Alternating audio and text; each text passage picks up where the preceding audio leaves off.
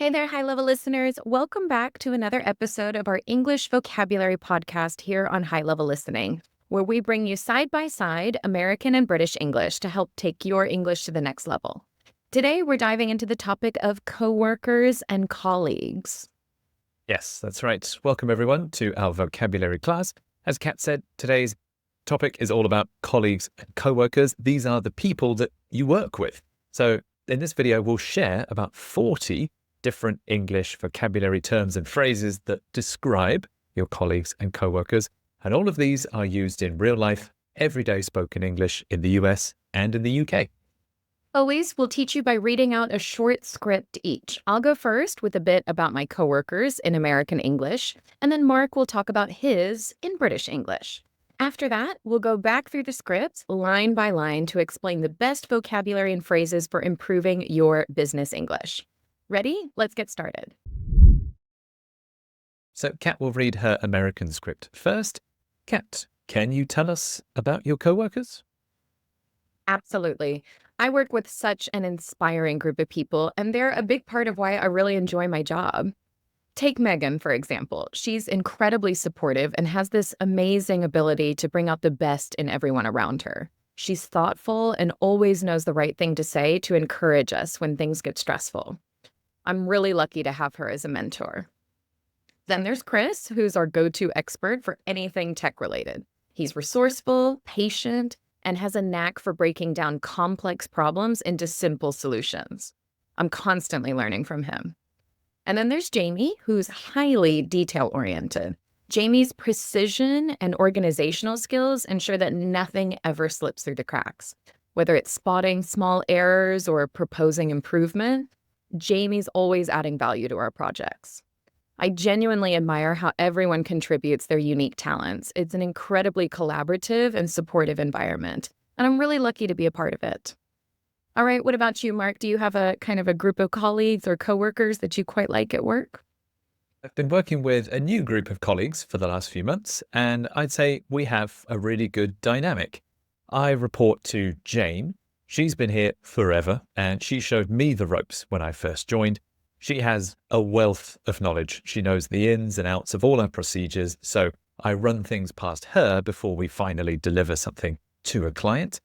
I also work closely with Guy, and we're really on the same wavelength. He's usually in charge of meeting up with clients and relaying what they need to the rest of us. So he's definitely a people person, and that empathetic nature makes him a real asset. Last but not least, there's Sophie. She's the newest member of our team, but she's picked things up really quickly. She's very sharp and dependable, plus it's been great to get a fresh perspective on how we do things. She's proven herself to be really good at the organizational side of things as well. So overall, I'm really grateful to work in such a competent group. Okay, there you go. We've both described our colleagues. Don't worry if you didn't catch everything we said. We will go through the script one more time. You do have the subtitles as well. You can also get study materials in our study pack for this episode and all the other episodes in season 3. The study pack has worksheets, listening activities, ad-free versions, and a PDF transcript of every sentence. You can get that in the store in the link below. Anyway, back to our main script. Let's go back to the start. Kat, do you like your co-workers? Absolutely.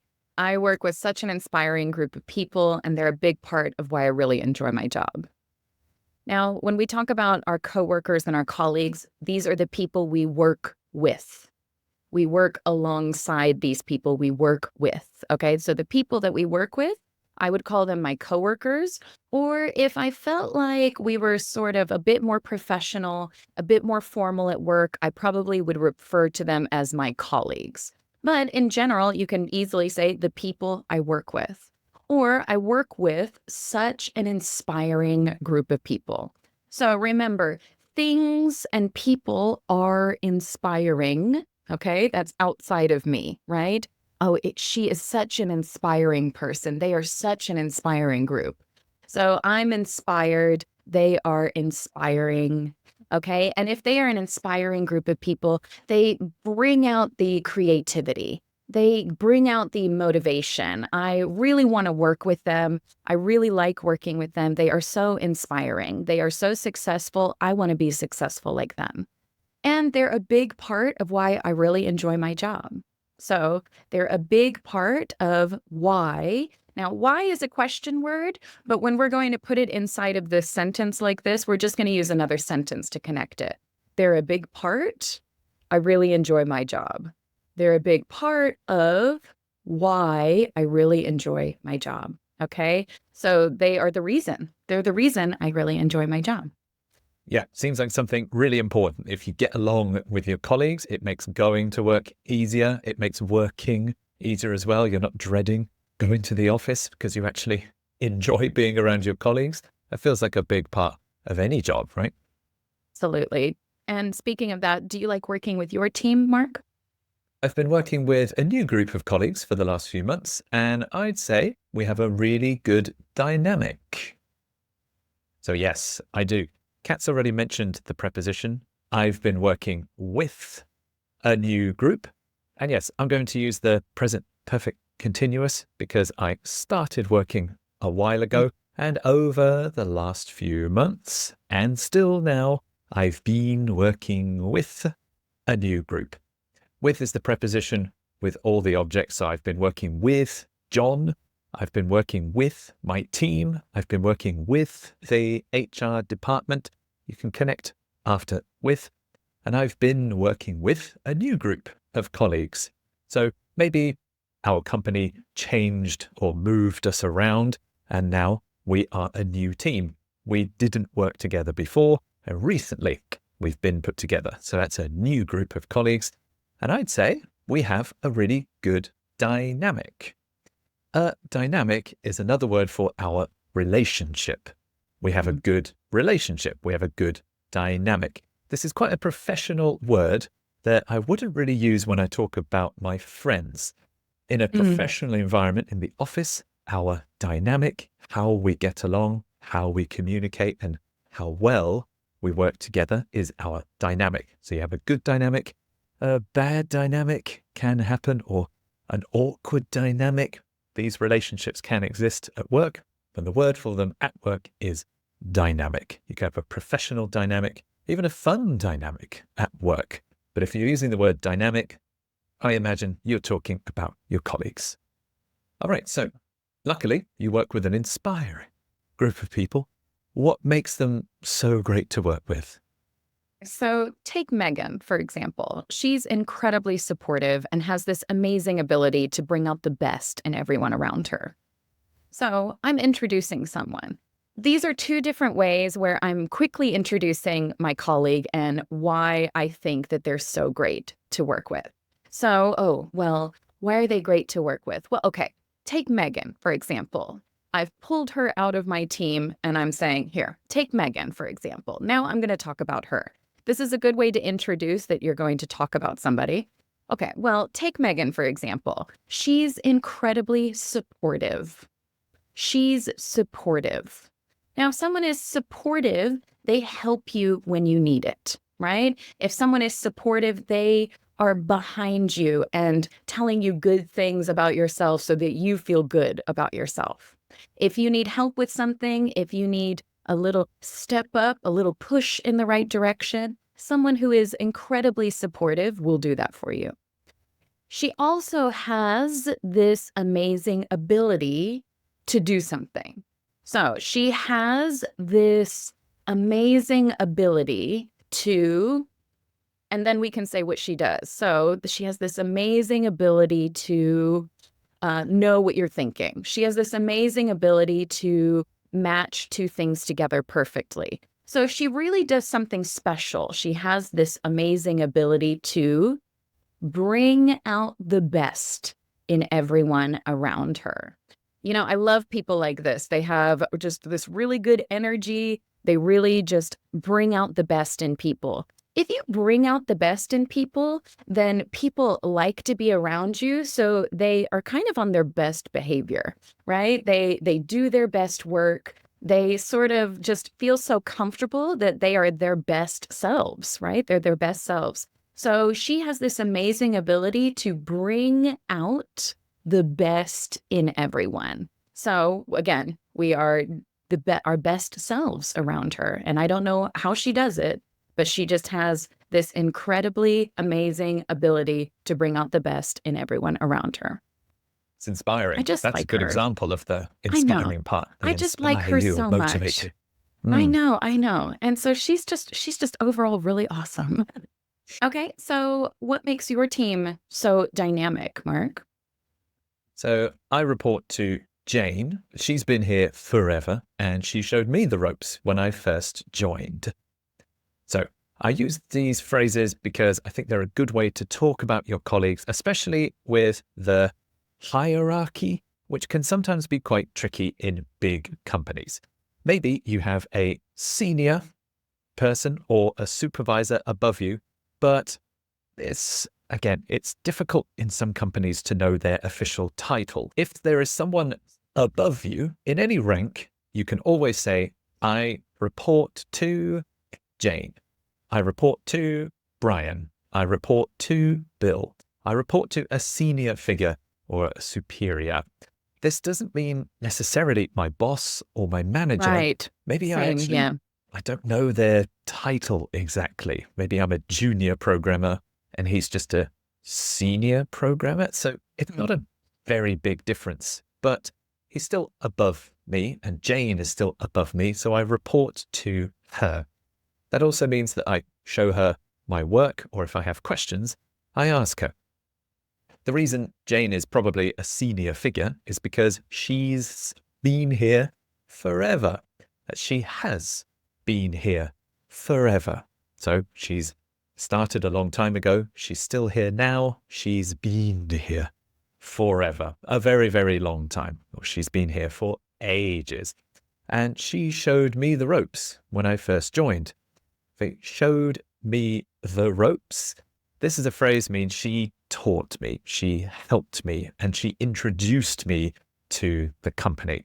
So on my first day, she told me where the break room is, where my desk is, what to do with my little key card, or showing me passwords. She showed me the ropes. This is a casual phrase. I think we only really use this at work as well. But if you have a lot to learn and someone is teaching you the correct procedures and protocols that you have at work, they are showing you the ropes. Maybe when you join the team or it's your first day in the office, someone might say, okay, Jane will show you the ropes. So listen to her. Absolutely. Jane will teach you or supervise you. Do you say this phrase in the US as well? Absolutely. Yes. We've got Jane here. She's going to show you the ropes today. Basically show you what to do, how to do it, how to get to the bathroom, how to get started with work today, right? Okay, so you mentioned Megan, first of all. Why do you like working with her so much? Well, she's thoughtful and always knows the right thing to say to encourage us when things get stressful. I'm really lucky to have her as a mentor. So, why do I like working with Megan? Well, a couple of reasons. She's incredibly supportive. She has this amazing ability to bring out the best in everyone around her. She's thoughtful and always knows the right thing to say. Some people have this uncanny ability. I don't know how they do it. No matter what, I'm stressed, you're stressed, the whole team is stressed. And then one person is calm, they are collected, and they always know the right thing to say. Ah, you're right, Megan. That's exactly right. You are so right. You are so right. I just love that Thank you, feeling. I Megan. love that feeling. Thank you. Thanks. That was just the perfect thing to say. That was the right thing to say. So she always knows the right thing to say to encourage us. So why is she saying these things? Well, she's saying it to encourage us. All right. So we're using the word to for the reason why. She always knows the right thing to say to encourage us when things get stressful. When things get stressful, I mean, everyone around us, we're all stressed. I'm stressed. I'm feeling stressed. Things around me are stressful. They are stressful. Now, if someone is stressing me out, I'm getting stressed And then the whole thing is really stressful. All right. So we've got a few different ways we can use this word. I'm lucky. I'm really lucky, honestly. I'm really lucky to have her as a mentor.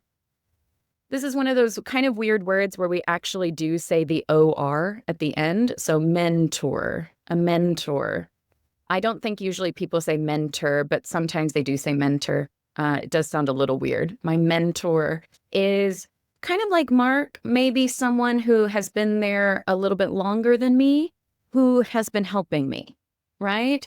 And so they're helping guide me in their own way. They might be my boss. They might be a senior executive. They might be someone who has, sometimes we say, taken me under their wing, which means that they are protecting me, right? And this mentor, sometimes this happens naturally. Sometimes you are given a mentor at work, but this is just someone who knows more than you do, and they're helping to guide you so that you know as much as they do, right? This is my mentor. All right, so you've got Jane that you report to. Now, why do you like working with Jane? She has a wealth of knowledge. She knows the ins and outs of all our procedures. So I run things past her before we finally deliver something to a client. So yes, in other words, Jane is very, very experienced. She has a wealth of knowledge. Because she's been here forever, she knows a lot. She remembers a lot and has had a lot of experience in the company. A wealth of knowledge is one phrase. You can also say a fountain of knowledge, a well of knowledge I've heard You as would well. say she is, right? She is a fountain of knowledge, Oh, right? good point. Yeah, right. She is a fountain of knowledge. It's just knowledge, knowledge, knowledge coming out constantly. Yeah, I But think I yeah, love she has a wealth of knowledge. Absolutely. But I do right, hear fountain of knowledge, and I don't know, it feels kind of weird to say that one a little right. Sure. But she has a wealth of knowledge, or a lot of knowledge, and she knows the ins and outs of all our procedures. And she knows the ins and the outs. In other words, bit. she knows everything. She knows all the details, maybe the rules, the correct procedures, the legal rules that we have to follow. Sometimes you are submitting a project or writing something, and I will run things past her before we finally deliver it. If I run something past her, I will send it to her first, and she will look at it and check it for any mistakes or problems. This is a common phrasal verb you'll hear in the office. Can I run this past you before we send it? I want her to check it, look at it, and make sure I didn't make any silly mistakes.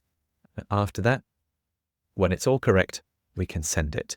Again, another phrase you might hear in the office is to, run it past Jane before you send it. That means get Jane to check it and review it before you send it. So I run things past her before we finally deliver something to a client. Okay, so we mentioned Megan so far. Can you tell me about the second colleague you talked about? Then there's Chris, who's our go-to expert for anything tech related. Okay, so I introduced Megan by saying, take Megan, for example. This is her being inspiring. Okay, then there's Chris. Okay, so again, I'm kind of doing a quick intro just of their name, right? And then there's Chris, who is, okay, now I'm going to give some more information about Chris, our go-to expert, our go-to guy. So when we talk about our go-to, this is the person we go to physically when we need help, right? So if I have a problem with tech, I go to Chris. He is our go-to, okay? He's our go-to expert for anything tech related. Now, I like this tech related because you can remove the word tech and put in another word. Anything medical related, anything legal related, anything agricultural related. So if I have a question about medicine, if I have a question about tech, if I have a question about these things, then it is related to that topic, meaning it is about that topic. So then there's Chris, who's our go-to expert for anything tech related. So he's our go-to expert for anything or on anything. You could use both of those prepositions, for or on anything tech-related. All right. Now, you mentioned another person. Mark, who else do you work with? I work closely with Guy, and we're really on the same wavelength. So, first part, I work closely with Guy. Guy is the name. It can be a name in English with a capital G. I work closely. That doesn't mean that I sit here and Guy sits here and our shoulders are rubbing while we're typing emails. It doesn't mean that. I work closely means that we work together a lot. We're often working on the same projects or doing the same task at the same time. And we're often communicating with each other to make sure we're both doing the right thing. So I work closely with Guy, and we're really on the same wavelengths. So that means that we have the same ideas, the same solutions, and we often have these at the same time. We don't always need to explain what we're going to do. We both just get it.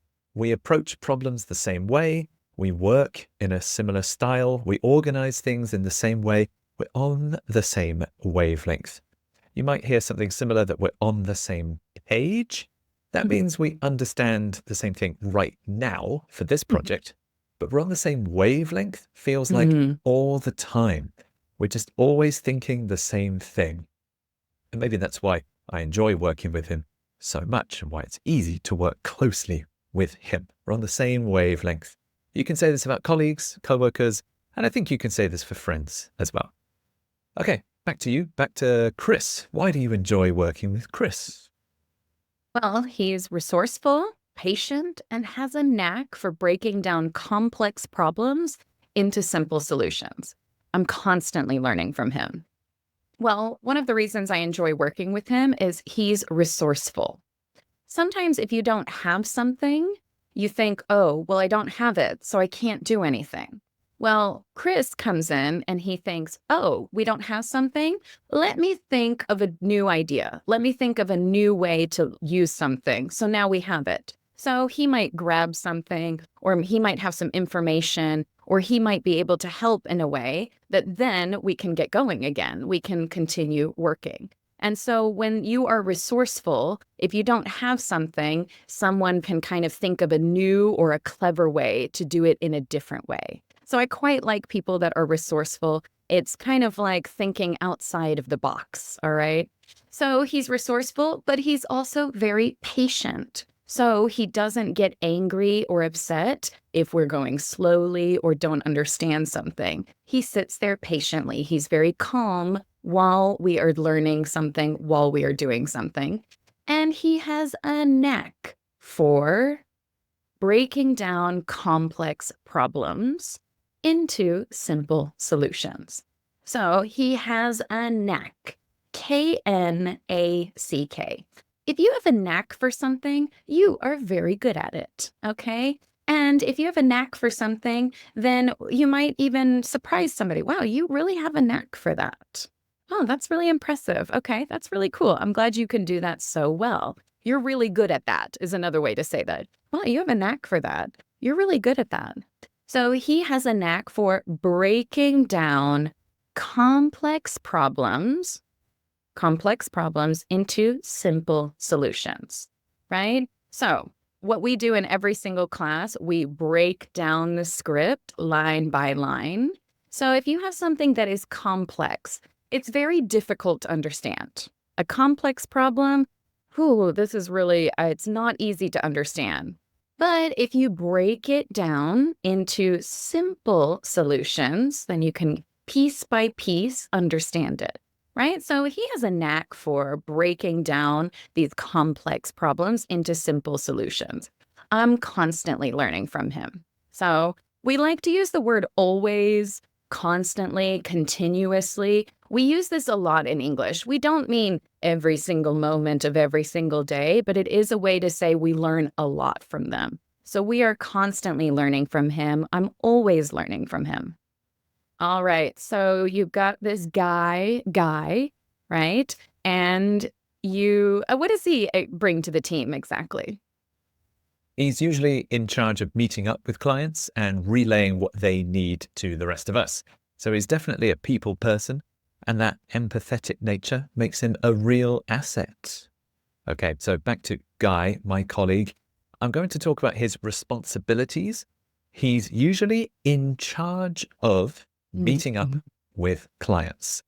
Key phrase is he is in charge of meeting up. So he's in charge of doing something. He's in charge of meeting up, and he's in charge of relaying what they need. So meeting, relaying. Don't forget the ing when you add the next word. That means that it's his responsibility. He meets the clients and he relays or tells us what they need. You might hear he's in charge of organizing events. He's in charge of presenting pitches. He's in charge of planning events, etc. So that's a way to describe what they mostly do. That's his part of the job. And because he's meeting with clients often, he's definitely a people person. He's a people person. That means that he enjoys working with people. He enjoys meeting new people, talking to new people, and learning about their life and their work and their story. He's a people person. People who generally work with a lot of customers or are face-to-face with other people tend to be people. People. He's one people person, and a restaurant or a bar could be full of many people who like other people and like being social. These people are probably a bit more outgoing, extroverted, and enjoy socializing. So he's a people person. He enjoys that side of the job. And he has an empathetic nature. That empathetic nature. If you are empathetic, it means that you really understand other people's feelings.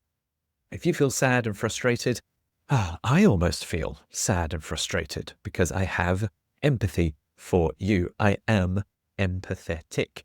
So if the client has a very difficult or stressful task, then Guy will also feel their worry and maybe try to present a solution. It means that he cares about their work. He cares about them. He is empathetic and he has an empathetic nature.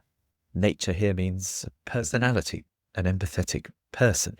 He has an empathetic nature. And that makes him a real asset. A real asset is a strong team player, a strong team member. He is an asset to us. That means he contributes and he's a really important and helpful part of the team. He's an asset to us. He's an asset to the team. You could even say this if you want a promotion or you want to be included. You can say, I want to be an asset to the team. Even if there's no adjective, an asset is always a good thing. If you are an asset, you are helping. You're bringing something to the team and you're making it better. So try to be an asset when you're at work. All right, so we've both mentioned 2 colleagues each. We're on to the third and the final one. Who else do you work with? There's Jamie, who's highly detail-oriented. Okay, so you can hear it in my voice. I'm coming to the last person. And then there's Jamie. All right, it's even though I'm not kind of done with the sentence, it really does sound like this is my third and final person that I'll be talking about. And then there's Jamie, who is highly detail-oriented. Okay, so we finally have a phrase. Okay, so if you are detail-oriented, okay, so if you're talking about getting oriented, that means that you are kind of picking your direction, right? Okay, I'm going this way. Well, if you are detail-oriented, you are really choosing to pay specific attention to those little tiny details. The opposite of a detail would be the big picture or the general idea. And then those little tiny pieces are going to be the details. So there's Jamie, who is highly detail-oriented. Tell me, Mark, why is that so American? Right. The reason I waved the little flag, in the UK, we use a different word. He would be highly detail-orientated. Yeah. Okay. Orientated. They're both in the dictionary and they both mean the same thing. But in the UK, we say I'm disorientated. No Not way. well orientated, detail orientated. Actually, I It's had got a no little idea. extra in it. Yeah, that's in the British dictionary, but the I meaning had is no exactly the idea. same. Well, detail oriented and Mark. A detail orientated. Whoa, whoa, that's even new for me. So I hope that's very interesting for our students as well. Nice. So, Jamie's precision and organizational skills ensure that nothing ever slips through the cracks. Well, I love all of these words. So, we've got detail oriented. So Jamie's precision, his precision. Okay, and because we're moving on to an ION, it's going to be a noun. Okay, so his precision, Jamie's precision, and organizational skills. So, precision. If you do something very precisely, then you're doing a good job with a small, tiny piece. I am very precise. Just like when you speak English, you don't have to be exactly precise. You don't have to have every single tiny word exactly the same to communicate. But if you really want to be precise, all of those tiny little words, you want to perfect each tiny little word. You want to be more precise. So Jamie's precision and organizational skills. If you are an organized person, you have really good organizational skills. So if I have a skill, this is something I'm good at. And if I'm good at organizing, I have great organizational skills. This ensures or makes sure or ensure is going to be a little bit more professional word, that nothing ever slips through the cracks. So if you have kind of something here and you put something on top, well, if it starts to slowly fall through, oh, it's slipping through the cracks. And if something slips through the cracks, this can be a big problem during a project because you might not notice, you might not realize that a few little things aren't getting done. But then after a few months, a lot of those little things become a big problem. So these are slipping through the cracks. I don't want anything to slip through the cracks. But Jamie's precision, very good at those little tiny details, very precise, and organizational skills. Okay, so he's very, very organized, keeping everything in line, ensures that nothing ever slips through the cracks. Ooh, he's so good at those tiny little Give us things, your making sure safety net. nothing exactly, making sure nothing is missed. We don't miss a single thing. Everything is accounted for. All right, so can you please introduce, Mark, your last colleague? Last but not least, there's Sophie. She's the newest member of our team, but she's picked things up really quickly. So we've had Jane, Guy. Last but not least, there's Sophie. So again, like Kat, I'm listing my colleagues, the last one, but not the least important or not the worst. Last but not least, there's Sophie. She's the newest member of our team, but she's picked things up really quickly. This is a phrasal verb. She's picked things up really quickly. She has picked things up since she started. And obviously, if I drop a pen, I can pick it up. But as a phrasal verb, if you pick things up, that means you learn them and you understand them and you grasp things quickly. So maybe I showed her how to do something once and she picked it up. She can do it herself. I don't have to supervise her or check 2, 3, or 4 times. She picked it up quickly. You might even arrive at work and join a team, and your supervisor might say, "You'll pick it up quickly. Don't worry." They mean you will understand it and grasp it quickly. Don't worry. There is a little bit of pressure when you join a new job to pick things up, to quickly learn all these new procedures, login details, passwords, directions. But after a few days or weeks, you will pick everything up and then you will learn it and know it too. So she's new, but she's picked things up really quickly. This is great. Okay, so back to Jamie. What does Jamie bring to the table? Ooh, I like this phrase. If you bring something to the table, you are good at something and you're really helping your team. Okay, so this is a phrase that's used quite a lot.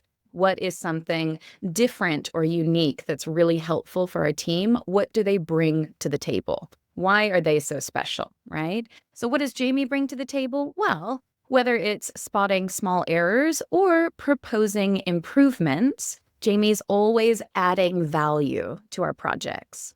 So, bringing something to the table or adding value. These are very common work phrases that just mean that you are so good at something that you really are an asset, just like Mark said. So you're very special, and this is very unique and something really good for the team.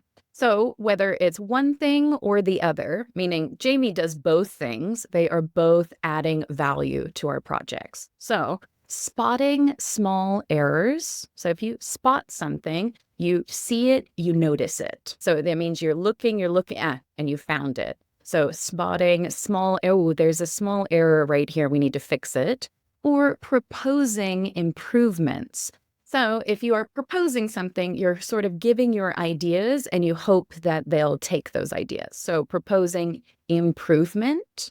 So if something is okay, but it could be better, you want to improve it. So if I suggest an improvement or I propose an improvement, then I want to kind of give an idea to make something better.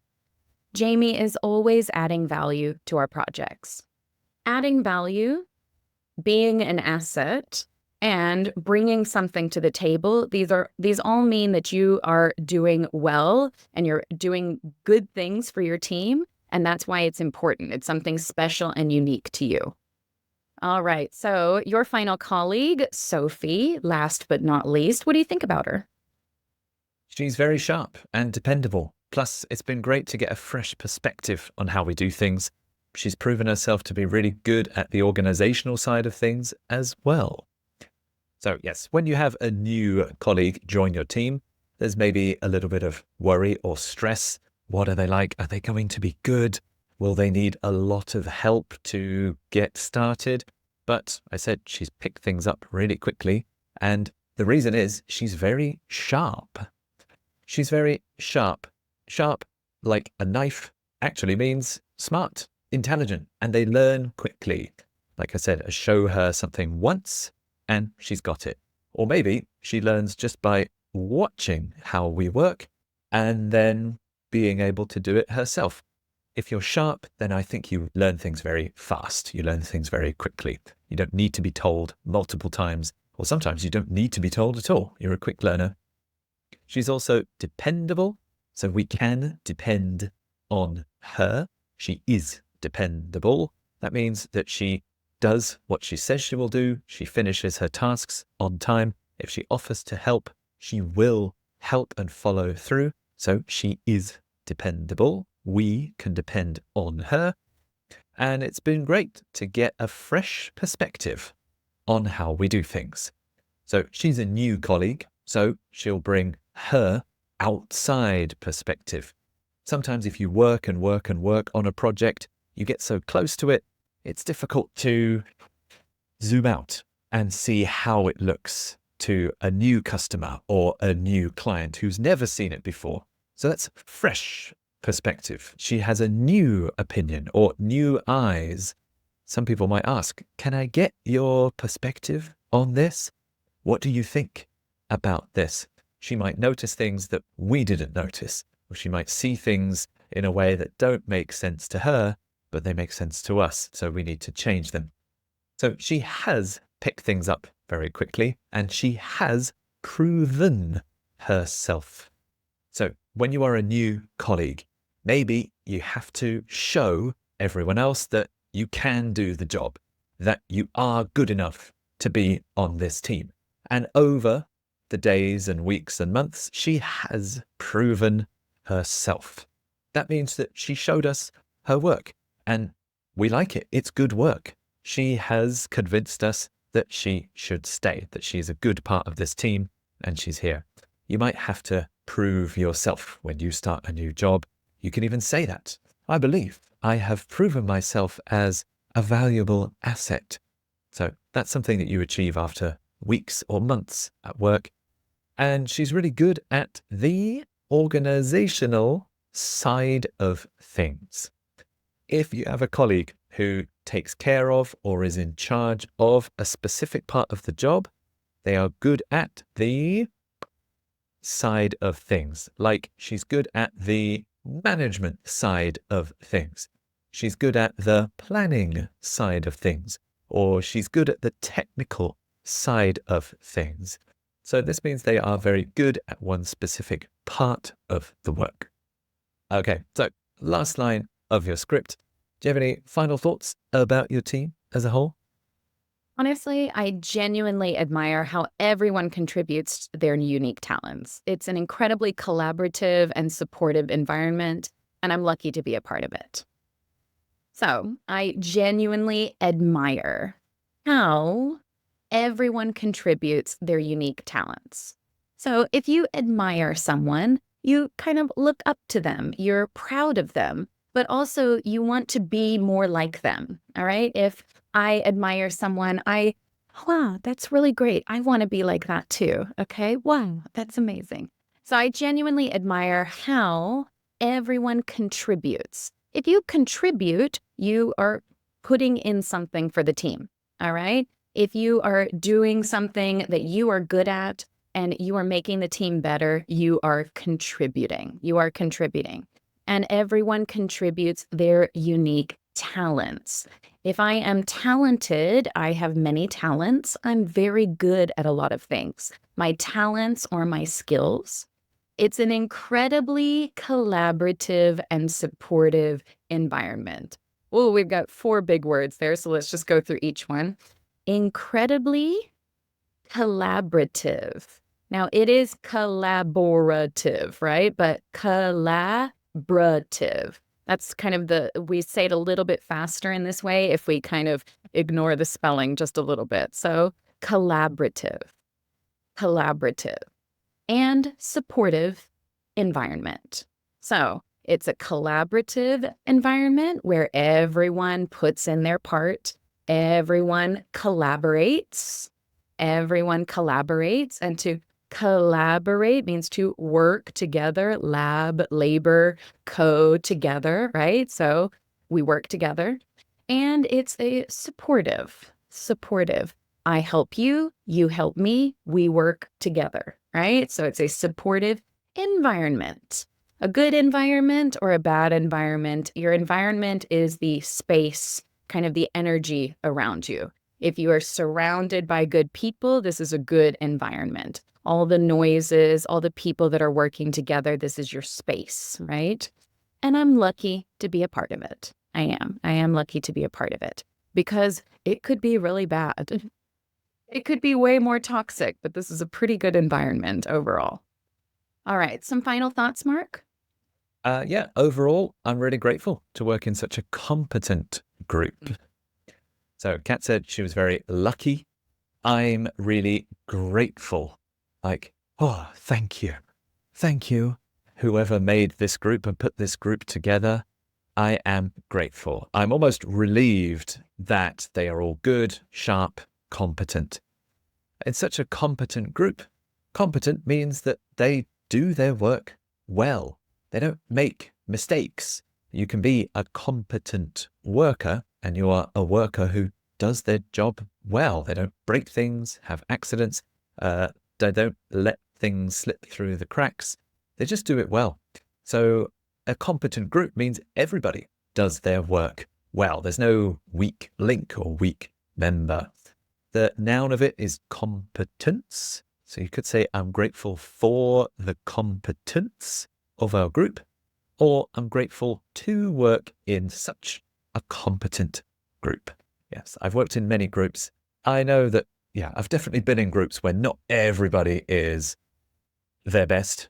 So this is different. Everyone Just is 3 of us. competent. Yeah. Right. Yeah. The 4 of us, it's a small team, but a competent group.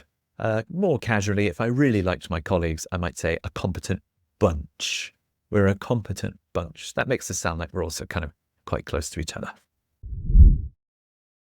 So we're going to review all of these phrases here at the end. You can focus on remembering the vocabulary, or you can practice speaking with my American accent as well.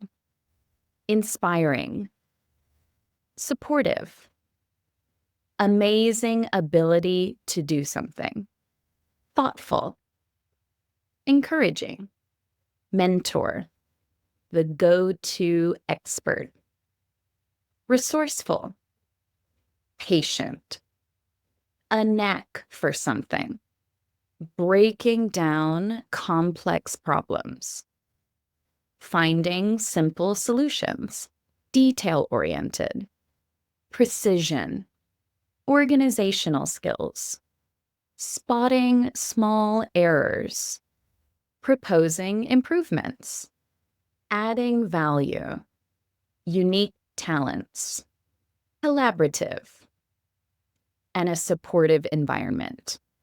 Here are the key phrases from my side. A group of colleagues. A really good dynamic.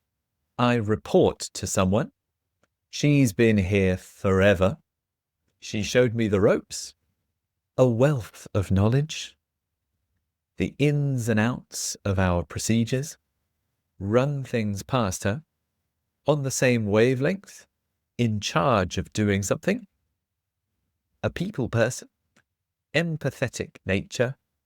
A real asset. The newest member. She's picked things up. Sharp. Dependable. A fresh perspective.